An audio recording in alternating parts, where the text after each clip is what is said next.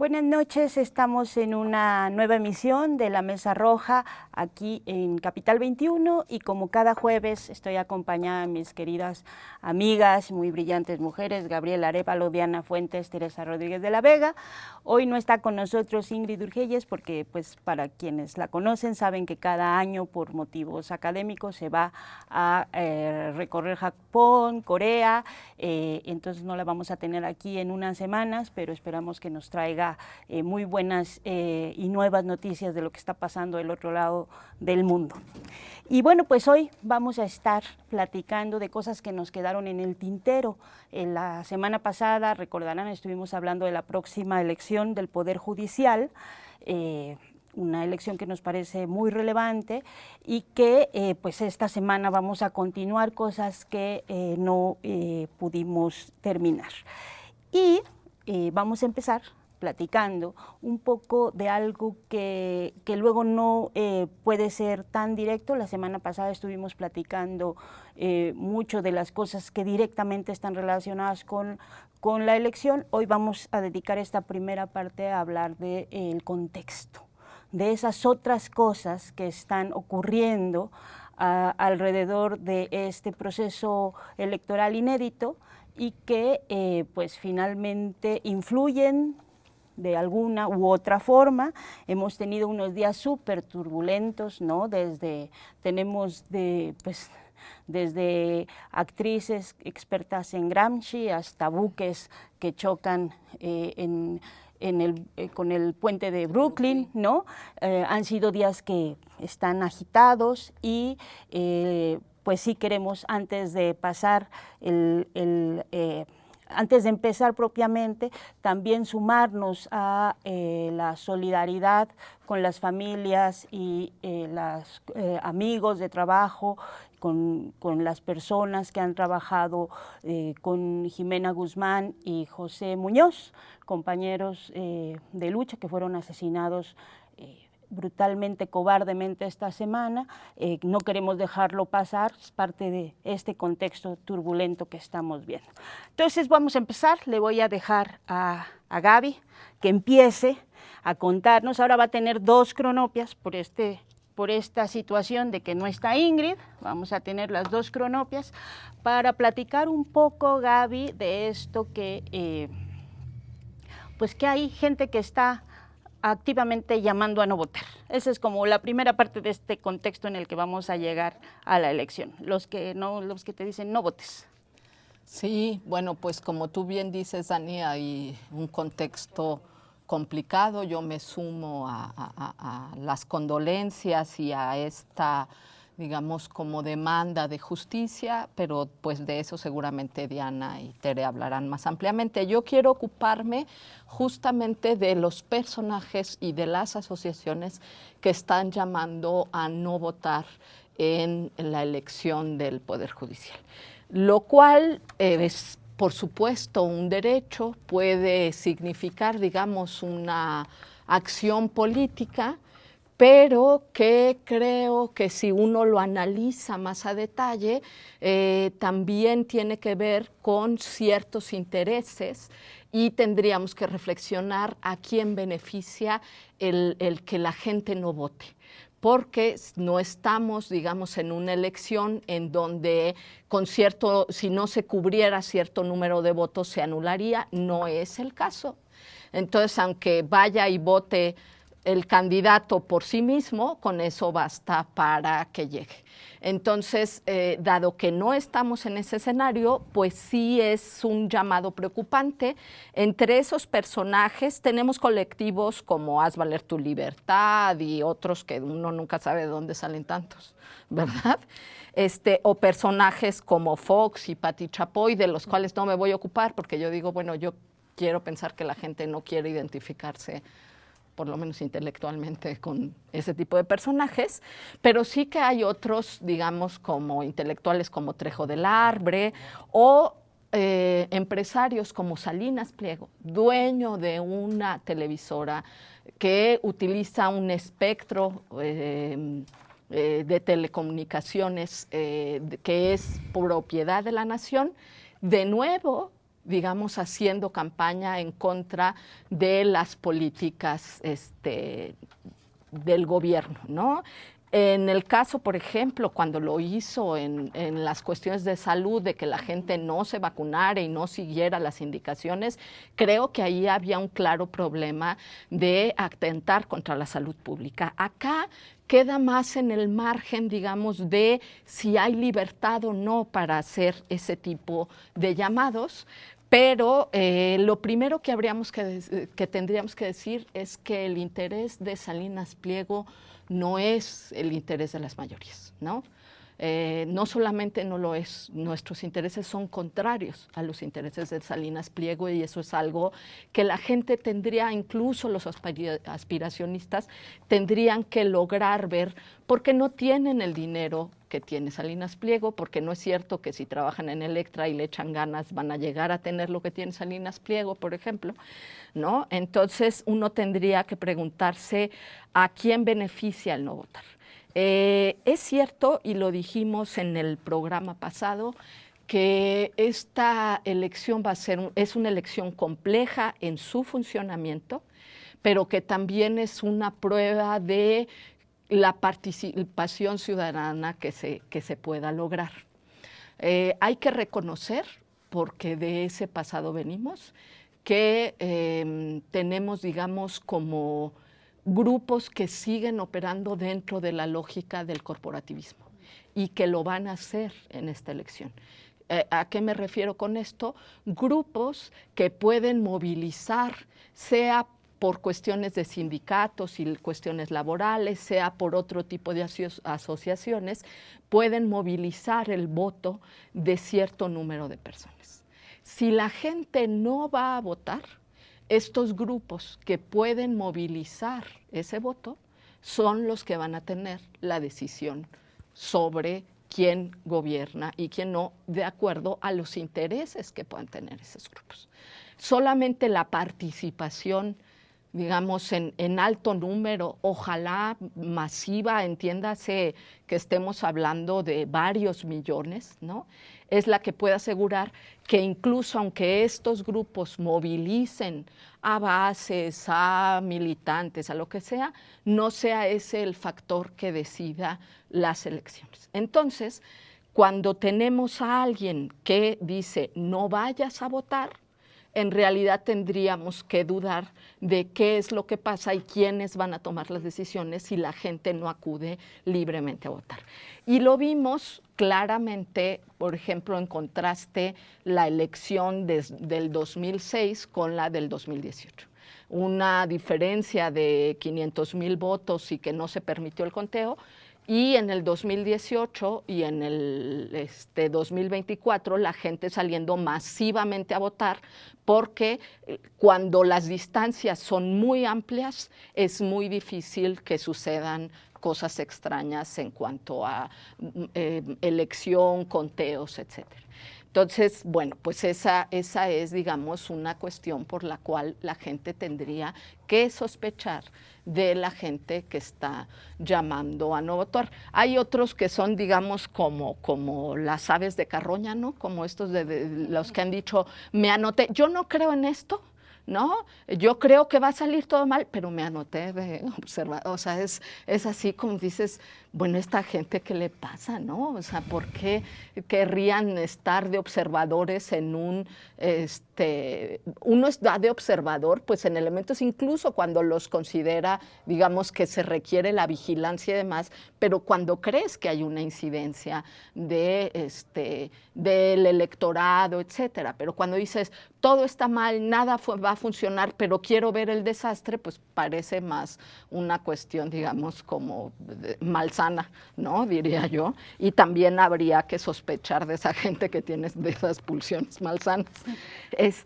Bueno, y también diría que obviamente no es que la gente que está llamando a no votar como Salinas Pliego no tenga manera de movilizar también por debajo del agua votos para que ministros, magistrados, jueces que lo han beneficiado, por ejemplo, para permitirle no pagar impuestos, para que no haya, por ejemplo, una denuncia por el uso que hace del espectro radioeléctrico, ¿no? Y estos llamados en contra de los intereses de la nación.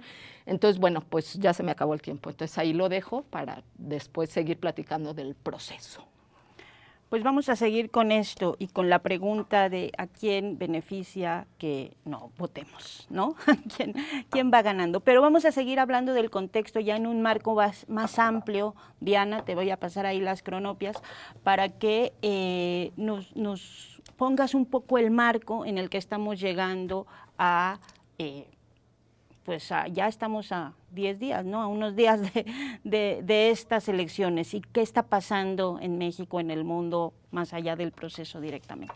Bueno, yo no sé, ahora no me he fijado, pues supongo que Denise Dresser está llamando a no votar, ¿no?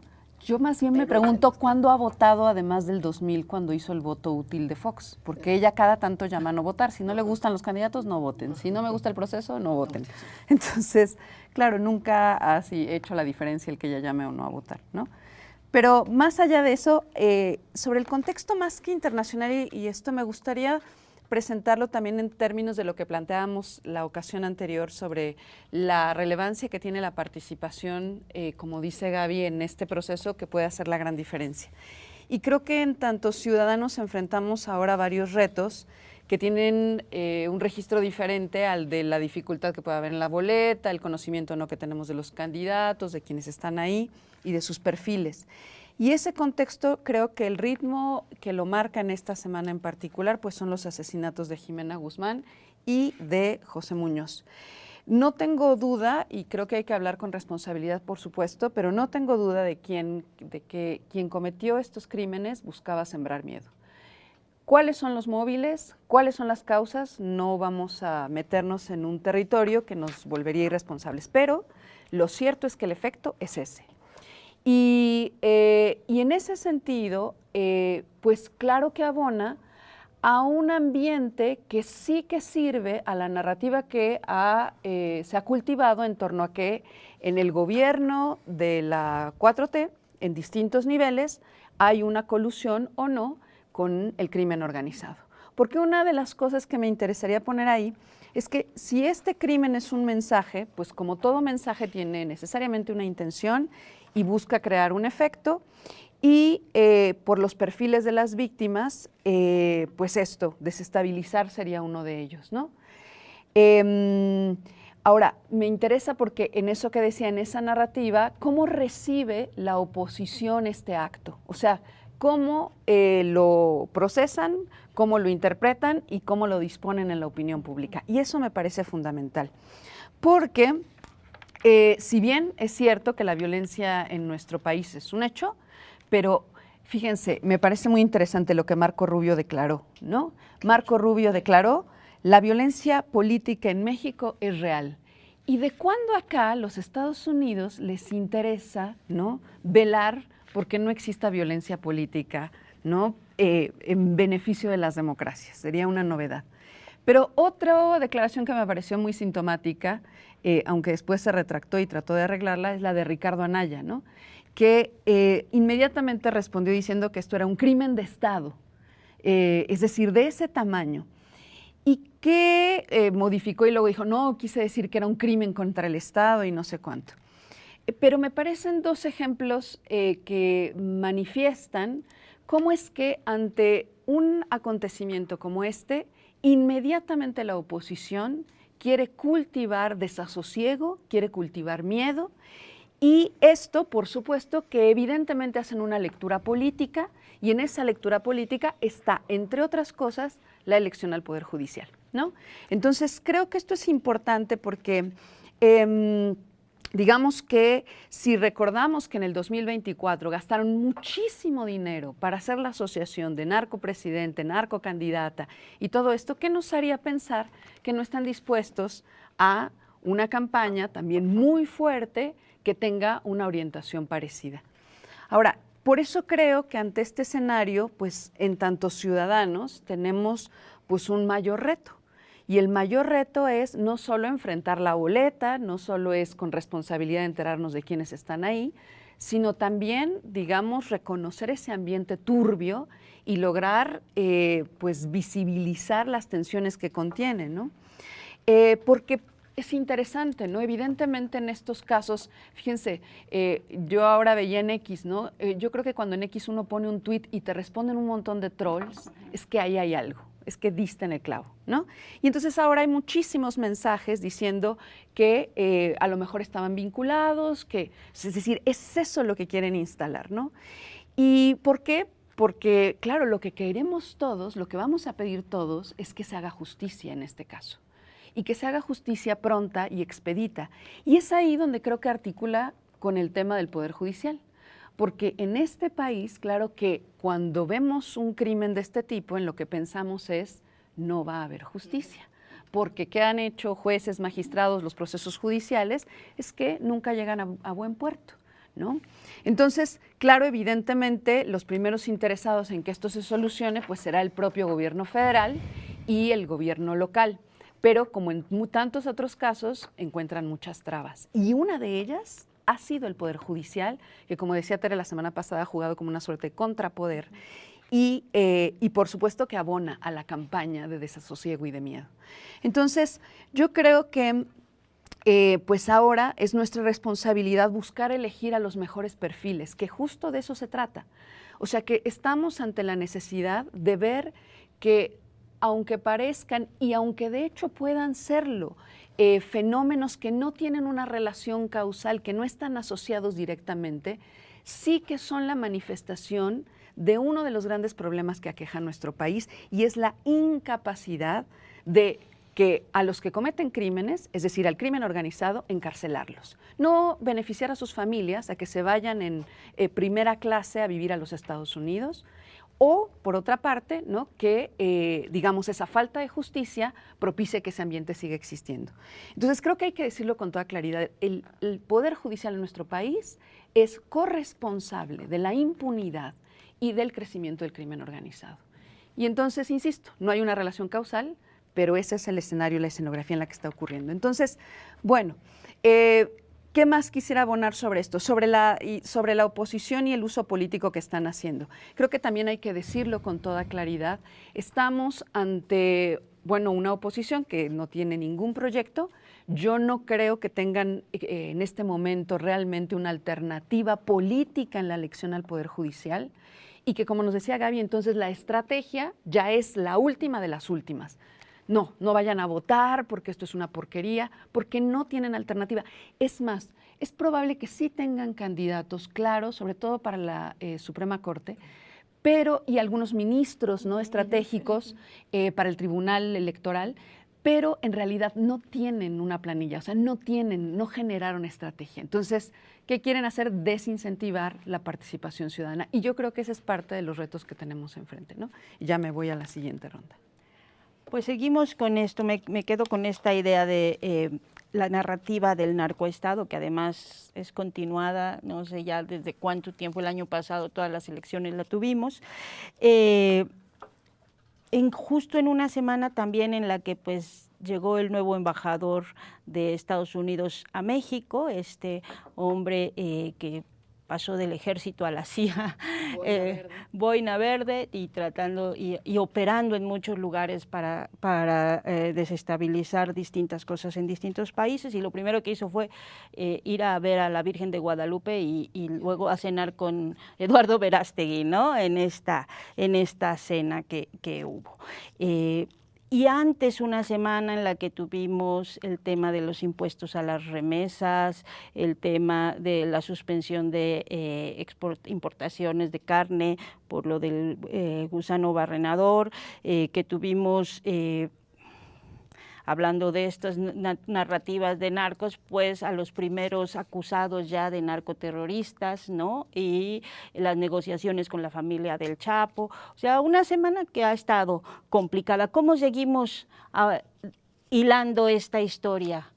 Tere, tú que lo haces siempre, que tienes esa habilidad de ir tejiendo historias, ¿por dónde le seguimos?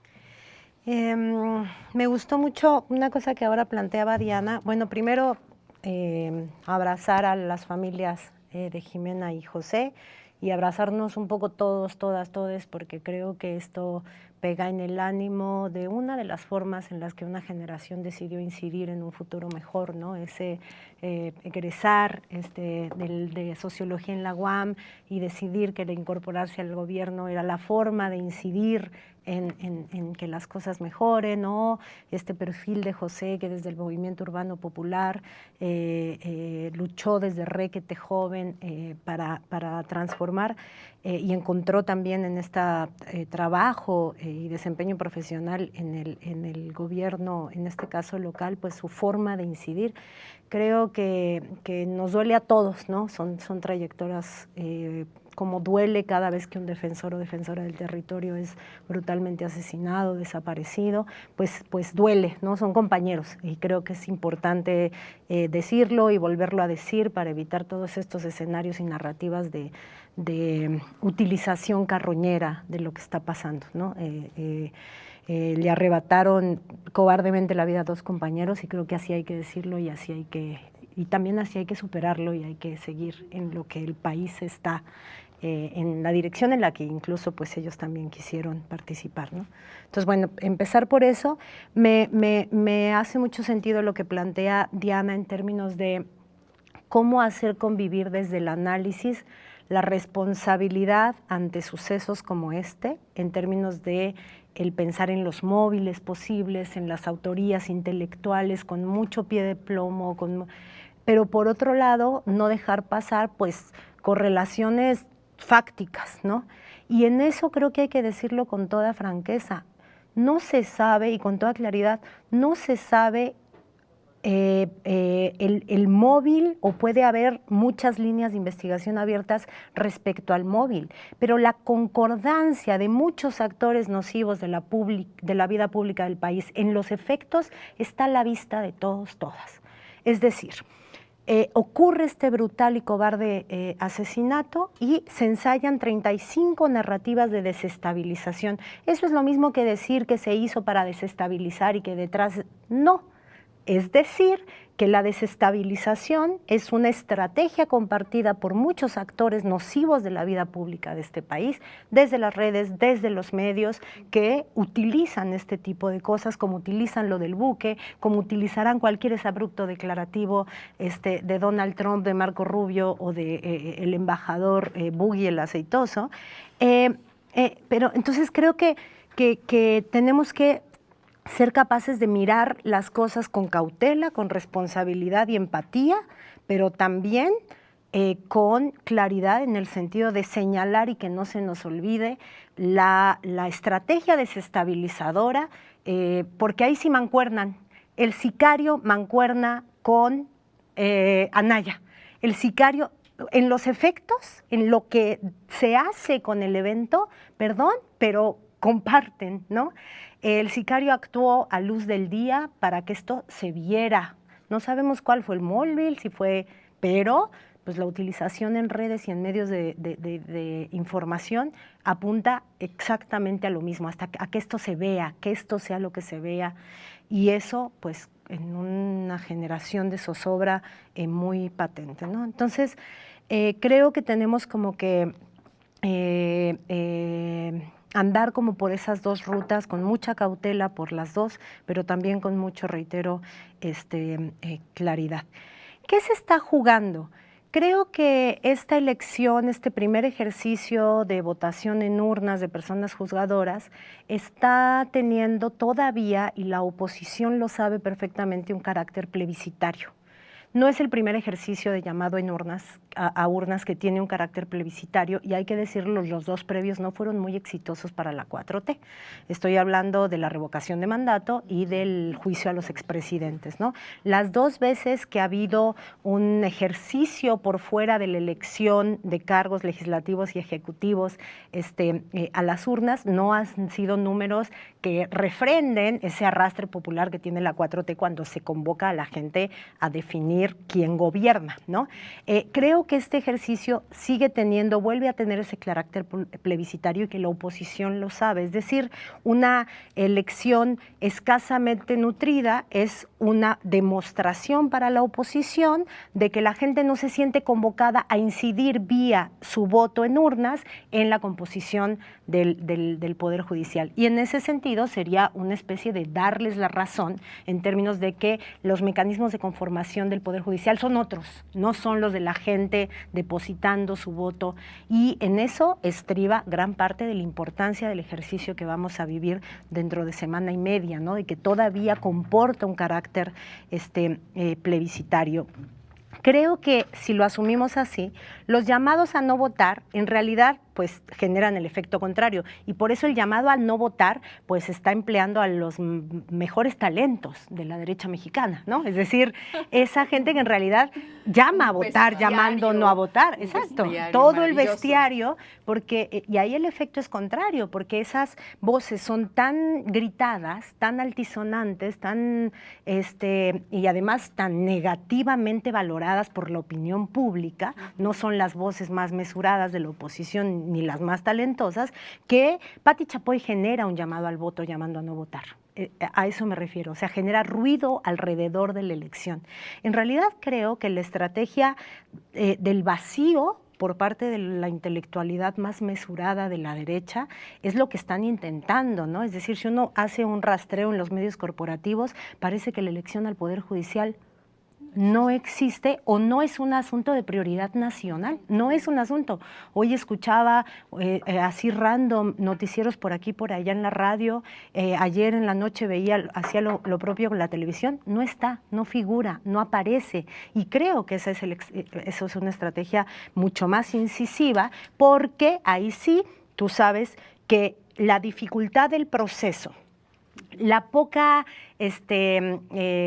digamos, magia que tiene el tema, ¿no? Que no te puedes conectar con el perfil carismático, que te llama también a las urnas de definición de rumbo de país. El rumbo de país está tomado, está andado, y entonces la gente puede no sentir que su voto es lo que hará la diferencia. Y creo que el vacío quiere, pues, coincidir con eso.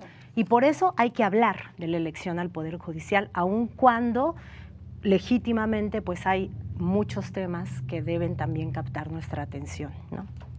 Pues con eso nos quedamos en esta primera parte. Hay que hablar del Poder Judicial, por eso estamos hablando. Nos vamos a ir a un corte y regresamos muy prontito.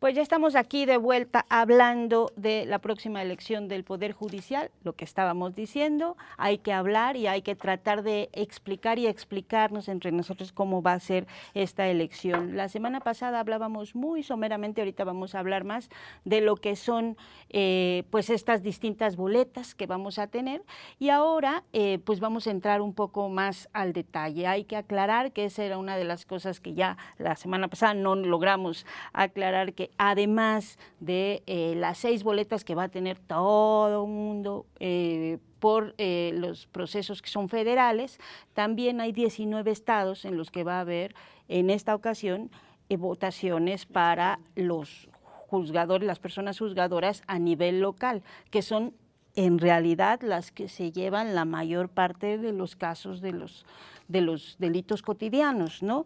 Esos estados son Aguascalientes, Baja California, Chihuahua, Ciudad de México, para los que estamos acá, Coahuila, Colima, Durango, Estado de México, Michoacán, Nayarit, Quintana Roo, San Luis Potosí, Sonora, Tabasco, Tamaulipas, Tlaxcala, Veracruz, Yucatán, Zacatecas. Cada uno va a tener sus particularidades. En la Ciudad de México, por ejemplo, vamos a tener 3 boletas más, y eso ahorita lo vamos a ir platicando. Gaby, ¿por dónde empezamos con esta explicación? Sí, bueno, pues la idea de hacer esta segunda ronda, digamos, que no habíamos hecho parte B, creo que nunca en la Mesa Roja, es justamente porque esta elección, como hemos dicho mucho, tiene su complejidad.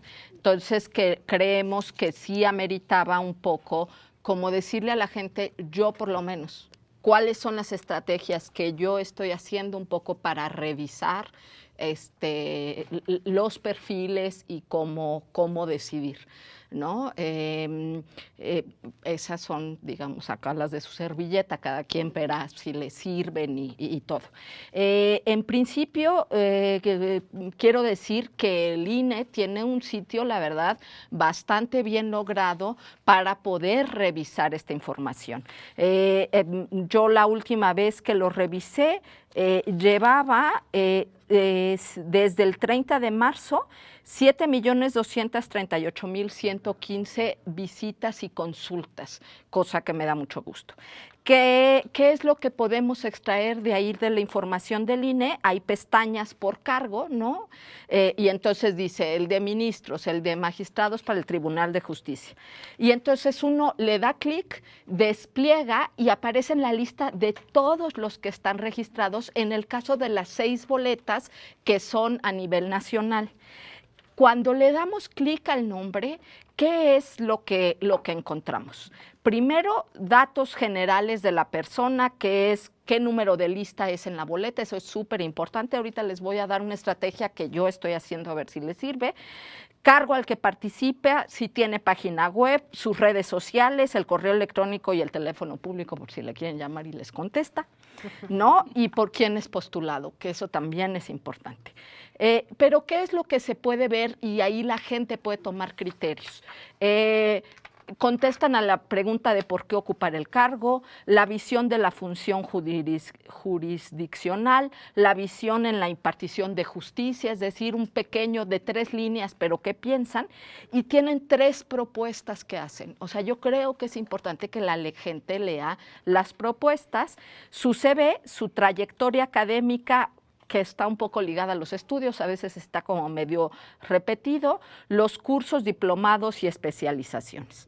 Yo creo que esa es, digamos, como una primera información que deberíamos sistematizar. Yo, por ejemplo, hice un cuadro de doble entrada, ¿no? En donde digo, a ver, ¿a mí qué me serviría, no saber y poner como calificaciones, y ahorita les explico eso, de qué podría ser, ¿no? Ministros, si uno va poniendo el nombre, la formación, mal haría yo para lo que me dedico, decir que la formación no es importante. Sí es importante que se fijen que si tiene maestría, que si tiene doctorado, no nada más, también dónde las hizo, ¿no? Porque si bien el Instituto Internacional de Estudios Churubusco, pues duden, ¿no? Y si tiene, como Samuel García, 5 maestrías y 4 doctorados, duden, ¿no? Exacto, ¿no? O sea, y ahorita le sigo porque ya sé, exacto, ahorita se me acabó el tiempo.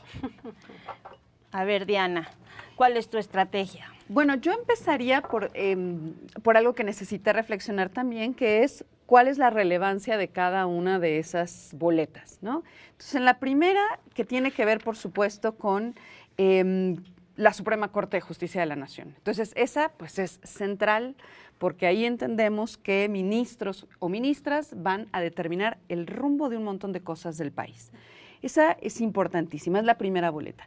Luego, la pregunta sobre qué era el Tribunal de Disciplina, ¿no? Y qué era la sustitución, o será la sustitución del Consejo de la Judicatura, es decir, es quien va a procesar las denuncias contra jueces y emitir fallos, esto me lo aprendí, definitivos, o más o menos. Es decir, ahí es donde van a juzgar a los jueces. Entonces, es fundamental votar en esa. Bueno, esa es la segunda. En la tercera, la Sala Superior del Tribunal Electoral del Poder Judicial. Esa tercera boleta es la instancia federal donde se resuelven o se resolverán toda controversia electoral. Y entonces es también importantísima cuando recordamos los fraudes electorales en este país. Las siguientes son las salas regionales del tribunal, es decir, pues lo mismo, pero a nivel local. Y que también entendemos que ahí se da una disputa fuertísima. Después viene todo este asunto sobre la división de los magistrados de circuito. Hay 32 circuitos judiciales y ahí es donde puede haber variaciones porque esto tiene que ver también con la densidad poblacional, lo que tienen que atender, en fin. Esto es interesante porque en la Ciudad de México tendría que haber, bueno, hay 104. Pero no vamos a votar por 104, y esto es muy importante, creo, aclararlo, porque es lo que nos genera susto, o nos generaba susto, ¿no? Que dicen que hay, no sé, 1000 personas registradas. Bueno, de eso se dividió en 11, Y entonces nos tocará a cada uno elegir entre 9 y 10 magistrados. Entonces no tendrá 100 o 300 en una sola boleta. Y luego, por último, los jueces de distrito, que sigue más o menos la misma lógica. Entonces, y a lo que suma lo que decías ya, Dani, ¿no? Esas otras 3 o 4 o 5 boletas extras que tendrá que ver con los procesos electorales extraordinarios, en donde elegiremos a los jueces de materia de lo familiar, de lo civil, de lo laboral. Y eso también es muy importante, que son los que atienden muchas cosas del carácter ordinario. Ahora, sobre esa base, para entender la relevancia de lo que se nos está jugando en la elección, ¿no? Y sobre esa base, entonces, algunos criterios. Ya lo decía Tere la semana pasada, que un factor que creo que hay que verificar tiene que ver con la trayectoria. Y la trayectoria acá tiene que, a mi modo de ver, tiene que centrarse en a quienes han defendido. Y hay ahí perfiles que han defendido los derechos de los trabajadores y hay perfiles que han defendido los derechos de los pueblos. Ese sería mi criterio base para de ahí ir sacando algunas personas. Y luego sigo. Seguimos, Tere, con tu estrategia. Fíjense que yo, revisando como los sitios que han propuesto como mecanismos de evaluación para detectar focos rojos, me quedé muy preocupada. Y creo que para resolver esa preocupación, por lo menos me sirvió ponderar la importancia que tiene el Tribunal de Disciplina Judicial. Y pensar que esto es como una elección piramidal, en el sentido de que hay una gran camada de personas juzgadoras de atención judicial de primera instancia, cuyas resoluciones pueden ser revisadas por una instancia superior. Eso nos puede dar confianza porque aun cuando la complejidad de los 464 cargos de magistraturas de circuito o de los 386 jueces, personas juzgadoras de distrito, pueda dar lugar a que se cuelen perfiles nefastos, porque es muy difícil mantener un cuidado de votación que en la composición de una camada tan grande, pues no se vaya ningún perfil indeseable, ¿no? Pero el candado de los mecanismos de apelación en estratos superiores de la impartición de justicia podría generar alguna confianza, y de ahí la importancia de que el Tribunal de Disciplina Judicial quede bien conformado, ¿no? Entonces, creo que es como muy bueno revisar los ejercicios que se han hecho, intentando como, sí, ir bajando en la pirámide, ¿no? Diciendo, probablemente vamos a no ser totalmente capaces de discernir todos los perfiles de estos, que van a ser cientos de perfiles, porque además ahí las votaciones se van a definir por 1 o 2 votos, ¿no? Si yo voy a votar en una boleta por 10 personas, 5 y 5, híjole, las diferencias entre quienes 10 queden van a ser mínimas, ¿no? Pero pues vayamos ponderando la importancia de que en los mecanismos e instancias de apelación superiores la conformación cuide principios de certeza, de principios, y en eso es muy importante la revisión, como decía Viana, de las trayectorias. Me metí entonces a ver, y muy brevemente lo terminaré en la siguiente ronda, y sí hay cuestiones bastante preocupantes. En el instrumento, por ejemplo, que hizo Viri Ríos, los mejores ranqueados en una de las 3 estratos, me parece que en el Tribunal Electoral, el mejor ranqueado, hombre, había manifestado su afición por la lectura del libro sobre cómo hacerse millonario, lo cual es como un perfil medio complicado. Y él lo declara en su presentación pública como perfil, vótenme, el mejor ranqueado, de los mejores ranqueados, ¿no? Y otro estaba acusado, otro con calificación alta estaba acusado de nepotismo, ¿no? Y así, o sea, uno ve perfiles que son muy preocupantes en esas instancias de apelación en última instancia, ¿no? Entonces, bueno, al ratito les sigo para contarles lo que encontré varias cosas curiosas. Fíjense que una cosa que les quería contar es que hablando de esto de la elección local, que a veces pues no terminamos de entender su importancia, el 98% de los casos de conflictos entre particulares se resuelven ahí. porque son todos los familiares, todos los civiles, todos los asaltos, o sea, todos esos, los penales, se resuelven ahí. Entonces, sí es un tema importante para los que vamos a tener elección local.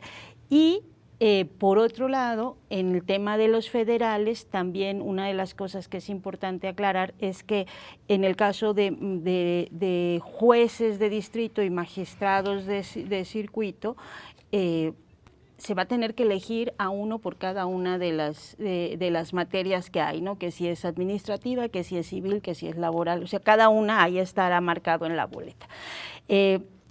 Vamos con la última rondita, ahí va tu cronopia de nuevo, Gaby, para seguir con estas explicaciones de sus estrategias. A ver si alcanzo. Tomé yo el caso de Michoacán para que no nos acusen de centralismo y además por razones obvias. En Michoacán van a recibir hasta 11 boletas, es decir, las 6 que va a recibir todo el mundo, y algunas ciudades, no todas, hasta 5 más, por estas otras jueces y magistraturas en materia civil, familiar, mixto, especializado en violencia de menores, jueces laborales, ¿no? Entonces, bueno, esos están. Uno dice, y son como 264 cargos los que tienen que elegir. Por eso yo decía que estas sistematizaciones sirven. Ahora, ¿qué es, por ejemplo, estrategias que yo creo y que esas sirven para esto y para verificar información? Ahorita les sigo con los cuadritos que yo puse, pero hay sitios, como bien dijo Tere, la semana pasada lo comentamos, uno que se llama Defensores con X, Justicia en la Mira, que es eleccionjudicial.defensores.com, que tiene clasificados por de alto riesgo, riesgo medio y sin riesgo. No son muchos, pero los tienen clasificados por estado. Y bueno, sí hay cuestiones preocupantes. En el caso de Michoacán, pues una candidata que está involucrada en el caso de un defensor del territorio. Ahí les recomiendo que vean un documental en Netflix que se llama El Guardián de las Monarcas. Entonces, bueno, pues ahí hay que prestar atención. Hay otro caso. Y aquí no se trata de decir, porque yo leí, digamos, la descripción de este sitio y de quiénes lo conforman y a mí me generó muchas dudas. No son muy explícitos de quiénes son, quiénes lo conforman, cómo reunieron la información que se pone ahí. Entonces, no hay que irnos con la finta, hay que ver qué dice y luego buscar información. ¿Qué es lo que me pasó con la otra persona que estaba señalada en Michoacán? Que efectivamente tenía denuncias graves y cuando yo googleé el asunto, los medios que denuncian a mí no me generan ninguna confianza. Mexicanos contra la Corrupción, Proceso, y no encontraba yo otro medio que me pareciera de confianza que corroborara esas denuncias. Por otro lado, esa persona que está de candidata se defendía diciendo que había una campaña y no sé qué. ¿Qué hacer en esos casos? O sea, verificar fuentes, eso es muy importante y no quedarse con una sola. Es decir, esta es una fuente, pero no sabemos qué intenciones tiene. Ahí me voy a alargar si puedo un poquito. Luego lo buscamos en medios. ¿Son medios en los que confiamos o son medios corporativos que se dedican a mentir, que están desincentivando la participación? Todo lo que dijeron ya mis compañeras, dudemos, y si entre los medios no logramos dilucidar, pues está el asunto de en qué región están y qué sabe la gente al respecto. Ahí sí ya es el Vox Populi. Yo, por ejemplo, le voy a hablar a mis amigos periodistas de allá para decirle, oye, de este señor, ¿qué sabes? Ese tipo de estrategias. Ahora dirán, 200 y pico personas para llenar este cuadrito que ya no se les alcancé a enseñar, es muchísimo, ¿no? Yo ponía experiencia judicial, trayectoria, propuestas, quién lo propone, si está en funciones, si alguien lo recomienda de estas listas, y luego ya promediar la calificación y el número de boleta para irnos con nuestras hojitas. Pero creo que lo que podemos hacer es dividirnos. No se dividan con la tía panista porque quién sabe qué les vaya a llenar, pero sí con el hermano, el primo, el amigo, no sé qué, y entonces intercambiar boletas. Entonces esa es la estrategia que yo les recomiendo. Diana. Bueno, yo creo que tenemos también, un poco recuperando también lo que decía Tere, pues, que concentrarnos en esa pirámide porque eso generará un efecto en cascada para posteriores procesos.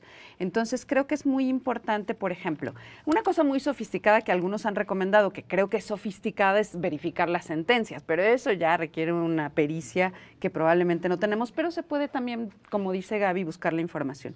Otra que me parece muy importante es qué cargos han ocupado. Por ejemplo, para los candidatos a la Suprema Corte, los que se están candidateando como ministros, tenemos varios perfiles que ya han ocupado espacios de consejerías jurídicas importantísimos. Y creo que eso, es decir, saber a quién aconsejaban jurídicamente en estos procesos, ya te da un perfil de quién tienes enfrente. Entonces, creo que eso es fundamental, es decir, googleenlos y pongan con quién ha trabajado. Y finalmente creo que, digamos, además de la dificultad que efectivamente para el caso en el que tendremos que escoger jueces, ¿no?, en materia familiar o esas cosas tan específicas que a lo mejor podremos averiguar por distintas vías, me parece que sí un criterio muy importante es quién los propuso, y ya lo decíamos también la semana pasada, ¿no? Y creo que aquí sí hay que tomar una decisión de carácter político. No solo el hecho de lo que ya la semana pasada mencionaba, creo también Tere y las demás, sobre, bueno, lo propuso el Poder Judicial, de entrada ya ahí uno pone, ¿no?, alerta roja, ¿no?, y a desconfiar. Luego también el Poder Legislativo. Sí. ¿Y ese por qué? Porque puede ser el resultado de una componenda, ¿no? Y de una componenda entre el PRI, el PAN y los señores Adán Augusto, Monreales. Es decir, puede ser el resultado de eso. Y entonces no es garantía tampoco de que sea el mejor perfil. Digamos que es una apuesta política, entonces, que sí puede resultarnos como una guía sobre la cual después habrá que verificar información, probablemente es si viene del Poder Ejecutivo. Es decir, las que salieron de presidencia. ¿Y por qué creo que este es importante? Porque la legitimidad de la que goza el Poder Ejecutivo, entonces, sin lugar a dudas, se juega también en el terreno de a quienes propusieron. Y lo demás, irlo cruzando a través de esta información, ¿no? Pero yo diría que sí, a lo mejor para no entrar en una mecánica de desgaste de qué es lo que tenemos que decidir, sí pensar que hay estratos que son centrales, fundamentales, en donde sí no se nos puede colar un mal perfil. No se nos puede colar en la Suprema, no se nos puede colar en el Tribunal de Disciplina y en el Tribunal Electoral. En esos tres no se nos puede ir un solo mal perfil. En los otros iremos aprendiendo, iremos gestionando y veremos si generan carrera después, sí o no. Entonces, bueno, con eso lo cierro para ya dejarlo ahí y que nos veamos después del resultado, a ver cuál es el resultado después del primero. Iremos aprendiendo, porque además hay que recordar que en esta elección solo vamos a votar, solo se va a elegir a la mitad de las personas juzgadoras y en 2 años se va a elegir a la otra mitad. Entonces, pues sí, esto es, como decíamos la semana pasada, un proceso que tendrá su curva de aprendizaje para todas. Tere. Y creo además que aun cuando estoy súper convencida de que hay que poner el énfasis en el cuidado de perfiles de las salas superiores, digamos, de todos modos creo que hay que hacer todo el esfuerzo que podamos hacer para evitar que lleguen malos perfiles, porque además en las personas juzgadoras de primera instancia muchos casos se quedan porque una resolución de un juez desincentiva, si no tienes las herramientas, incluso a veces materiales y económicas, para irte toda la ruta del amparo, de la apelación. Entonces, imaginémonos cuántas injusticias pueden quedar amparadas en ese primer nivel de impartición de primera instancia. Y las injusticias post ejercicio electoral van a tener un costo político para el proyecto de nación que las empujó, ¿no? Una mala impartición de justicia después de la conformación que quede va a tener un significado bien distinto al que tiene hoy. Siempre se va a poder decir, y este juez salió de las urnas. Entonces, creo que es muy importante que lo vayamos previendo, también para ir cuidando el tiempo de conformación progresiva de esta primera instancia, ¿no? ¿Qué cosas me encontré en un ejercicio de valoración haciendo muy importante lo que decía Gaby del esfuerzo, que ojalá Gaby nos pase ahorita por X un PDF, no estaría mal, de su hojita, para ver si nos sirve, pásame la 4, Algo muy importante que decía Gaby, verifiquemos también al verificador, verifiquemos al evaluador, ¿no? Y decíamos, hay herramientas que descalifican perfiles que por otro lado suenan muy sólidos, de defensa de los pueblos, de derechos humanos, por afinidad con Morena, ¿no? Que creo que hay como... Por la trayectoria académica, que también es un arma de doble filo. Exacto, ¿no? Eso ya no lo dije porque no tienen que tener el mismo puntaje. O sea, hay que considerarlo, pero no tienen que tener el mismo puntaje. Por supuesto. Y del otro lado, así como la cercanía con Morena no descalifica, pues tampoco califica, ¿no? Y por lo menos un criterio mío personal es que yo no voy a votar por nadie cercano a Morena que rompa con principios que un proyecto progresista debería tener. Morena está llamando al no nepotismo y hay hijas de exministras. Morena está llamando a refundar la vida pública, no se puede hacer sobre la base de la deshonestidad intelectual.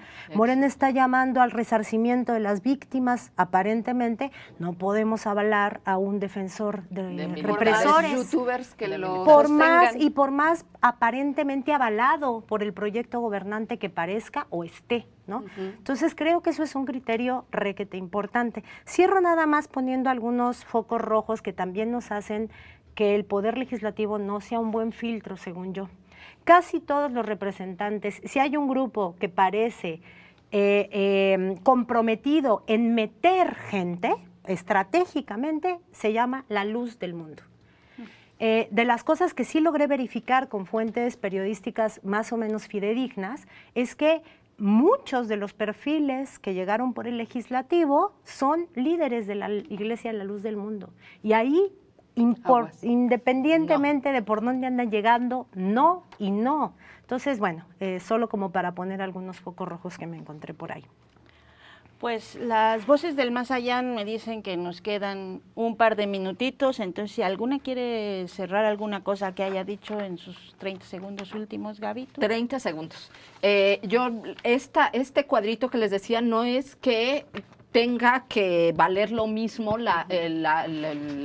esta académica que, por ejemplo, la experiencia judicial, ¿no? Que ahí es como juzgado y demás. Entonces, bueno, cada quien le pondrá sus valores, tendrán que hacer una regla de 3 para entonces luego poder sacar los promedios, pero bueno, será un buen ejercicio. ¿Por qué ponía yo esta de el número de boleta? Porque aquí está la boleta. Ustedes lo que se van a encontrar es esto y les van a decir, tienen que escoger, por ejemplo, para Tribunal de Disciplina, 3 mujeres y 2 hombres. Entonces ustedes ya traen aquí su número de boleta y entonces no hay pierde y le anotan de acuerdo a su línea y esto. Entonces pues así es como se lo van a encontrar. Escogen el número de boleta, el nombre y ya es relleno. Y ya. Ándele. Y en las redes sociodigitales vamos a poner por quién vamos a votar, porque ahí lo podemos hacer con toda libertad. ¿Y por quién no? Y por con nombre y apellido. No, claro. También exfuncionarias de sexenios macabros hay que tener. Por ejemplo. No. ¿Y por qué no? Pues sí, justamente nosotros hemos optado por no hablar de muchos nombres acá, que es canal público, pero en nuestras redes vamos a estar, por supuesto, poniendo nuestras listas, estén pendientes de eso. Yo solo les quiero agradecer pues todo el esfuerzo que han hecho para darnos estos tips y estas ideas de cómo tener criterios. A la gente que nos está viendo decirles, votar es un derecho que nos ha costado muchos años a nosotros y a generaciones atrás, y hay siempre que desconfiar de quienes nos invitan a no ejercer estos derechos que nos han costado tanto trabajo. Con eso les dejamos y nos vemos el próximo jueves aquí en otra emisión de La Mesa Roja.